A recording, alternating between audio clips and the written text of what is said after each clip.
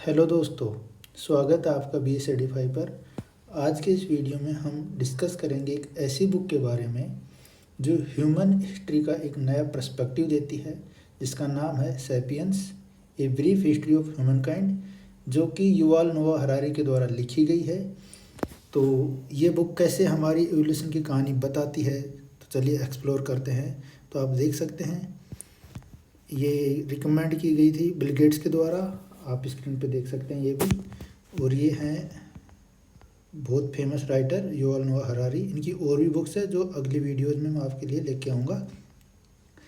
तो चलिए इसके बारे में देखते हैं। तो सबसे पहले हम बुक का ओवरव्यू ले लेते हैं। तो जो सैपियंस है ह्यूमन हिस्ट्री को एक कंडेंस्ड वर्जन है, जिसमें 4 मेजर पार्ट्स हैं। तो हम देखते हैं 4 कौन कौन से पार्ट्स हैं। जो पहला पार्ट है वो कोग्निटिव रिवोल्यूशन है, जो आप स्क्रीन पे मैंने एक इमेज बनाई है उसमें देख सकते हैं। तो दूसरा पार्ट है इसका वो एग्रीकल्चर रिवोल्यूशन है। एक है unification of human kind and last part है साइंटिफिक रिवोल्यूशन। तो चलिए थोड़ा थोड़ा मैं आपको ब्रीफ कर देता हूँ इसके बारे में। तो जो कोग्निटिव रिवोल्यूशन हुआ था वो हुआ था आज से लगभग 70,000 साल पहले। एक बड़ी रिवोल्यूशन हुई थी। ये इस बुक में आप पढ़ोगे, देखोगे, जब भी पढ़ोगे तो मैं थोड़ा थोड़ा बस आपको हिंट कर देता हूँ ताकि आपका इंटरेस्ट बन सके। तो इसमें जो बताया गया था कि जो ह्यूमंस ने सोफिस्टिकेटेड लैंग्वेज डेवलप की थी, जो कि उन्हें आइडियाज़, स्टोरी शेयर करने का मौका देती थी, क्योंकि लैंग्वेज के बाद बहुत सी चीज़ें ईजी हो गई थी उनके लिए। इस बुक में युval कहते हैं कि एबिलिटी है, जो लैंग्वेज है ना, ये एक एबिलिटी है जो हमें बाकी एनिमल्स से अलग बनाती है, क्योंकि हम भी एक एनिमल ही हैं। और फिर इसके बाद जो लैंग्वेज के बाद हुए थे मिथ्स, रिलीजन, कल्चरल बिलीफ, इनका फाउंडेशन यहीं से शुरू हुआ था जब से लैंग्वेज डेवलप हुई थी। तो आप जब पढ़ोगे तो इसमें बहुत डिटेल से ये सारी चीज़ें बताई गई हैं। इसमें आप ये सारे ये देखोगे, इमेजेज आएंगी, आप ये देख सकते हो। ये सारी चीज़ें कोग्निटिव रिवोल्यूशन के बाद हुई थी। इसके बाद जो अगला फेज आया था वो एग्रीकल्चर रिवोल्यूशन का आया था। इसमें सेकंड चैप्टर है, सेकंड यूनिट है इस बुक में। तो इसमें बताया गया था कि 12,000 साल पहले जो ह्यूमंस थे उन्होंने एग्रीकल्चर को अडोप्ट किया। और ये जो एग्रीकल्चर का अडोप्टेशन था वो एक गेम चेंजर रहा हमारे लिए। युval बोलते हैं इसमें बुक में कि ये हिस्ट्री की सबसे बड़ी धोखाधड़ी है, जो एग्रीकल्चर रिवोल्यूशन है। आपको लगेगा ये कैसे है, पर पढ़ोगे तब आप कन्विंस हो जाओगे इस बात से। उन्होंने रीज़न दिया क्योंकि जो हंटिंग गैदरिंग लाइफ का था ना, उसका कंपेयर में जो फार्मिंग है, इसने जो ह्यूमंस को डिपेंडेंट बना दिया। एक जगह रुक, पहले वो कहीं भी जा सकते थे, जब से फार्मिंग करने लगे तब से वो डिपेंडेंट हो गए, सेडेंट्री बन गई उनकी लाइफ। तो यहीं से फिर हायरार्की शुरू हुई, डिसीजेस शुरू हुए, वॉर्स हुए, बहुत ऐसी ऐसी चीज़ों का आगाज़ हुआ। तो जब भी आप इसको पढ़ोगे तो ये चीज़ें आप देखने को मिलेंगी, बहुत ज़्यादा डिटेल में दे रखी हैं, मतलब मज़ा आ जाएगा पढ़ के। जो अगला फेज है वो है यूनिफिकेशन ऑफ ह्यूमन काइंड। लोग एक साथ होने लगे।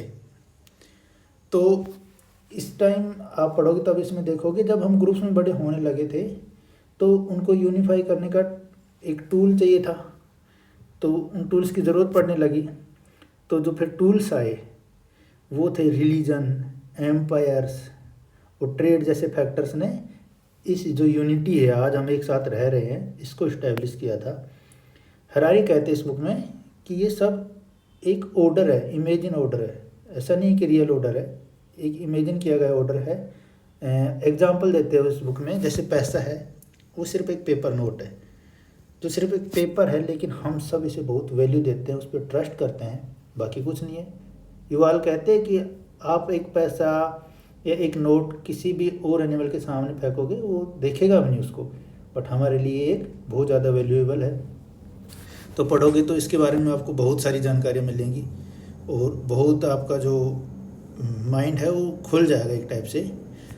और जो लास्ट फेज है वो है इसका साइंटिफिक रिवोल्यूशन। तो वो देखते हैं। तो ये हुआ है साइंटिफिक रिवोल्यूशन, मैक्सिमम हुआ है पिछले 500 सालों में, जो इस बुक में मैंने पढ़ा। वैसे भी हम जानते ही हैं। तो इस रिवोल्यूशन ने दुनिया को ट्रांसफॉर्म कर दिया पूरी तरह से। जब ह्यूमंस ने एक्सेप्ट किया कि हम सब कुछ नहीं जानते, तभी प्रोग्रेस हुई। ये इस बुक में लिखा गया है। जैसे टेक्नोलॉजी हो गई, मेडिकल साइंस में एडवांसमेंट हो गई, साइंटिफिक डिस्कवरीज हुई, ये हमारी लाइफ को कम्प्लीटली चेंज कर दी है। ये भी इस बुक में अच्छे से दिया गया है। युवाल ने सिर्फ इसमें हिस्ट्री की बात नहीं की, उन्होंने बोला कि vote next for human kind, आगे क्या होने वाला है। तो इस बुक में हैरारी एक इम्पोर्टेंट क्वेश्चन रेज करते हैं। वो क्वेश्चन है, हमारा फ्यूचर क्या होगा? क्या एआई और जेनेटिक इंजीनियरिंग हमें इंसानियत से दूर कर देंगे?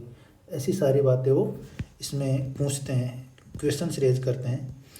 तो सैपियंस सिर्फ हिस्ट्री नहीं बताती, बल्कि फ्यूचर के चैलेंज, अपॉर्चुनिटीज़ के बारे में भी सोचने पर मजबूर कर देती है। तो जब आप इसको पढ़ोगे तो आपको एक ब्रॉड व्यू मिलेगा हिस्ट्री का, प्रेजेंट का एंड फ्यूचर का, कि क्या था, क्या हो रहा है और क्या हो सकता है आगे, जिस हिसाब से चीज़ें चेंज हो रही है। तो दोस्तों, अगर आपको ये ह्यूमन हिस्ट्री के बारे में और भी ठीक से पढ़ना है कि एवोल्यूशन कैसे हुआ था, समझना है, तो सैपियंस को मैं एक मस्ट रीड बोलूँगा। आपको पढ़ ही लेना चाहिए। आप किसी भी क्लास में हो, आप 8th में हो, 10th में हो, आप ग्रेजुएट हो, अगर आपने नहीं पढ़ी तो आपने एक बहुत बड़ी चीज़ छोड़ दी है। तो मस्ट रीड बुक बोलूँगा मैं इसको। तो इस बुक के लिए इतना ही। आपको ये वीडियो कैसा लगा कमेंट करके ज़रूर बताइए। अगर वीडियो पसंद आए तो लाइक करें, BS एडिफाई को सब्सक्राइब करें और बेल आइकन को दबाना ना भूलें, ताकि आपको हमारे अगले वीडियोज़ की अपडेट्स मिलती रहें। मिलते हैं अगले वीडियो में। धन्यवाद।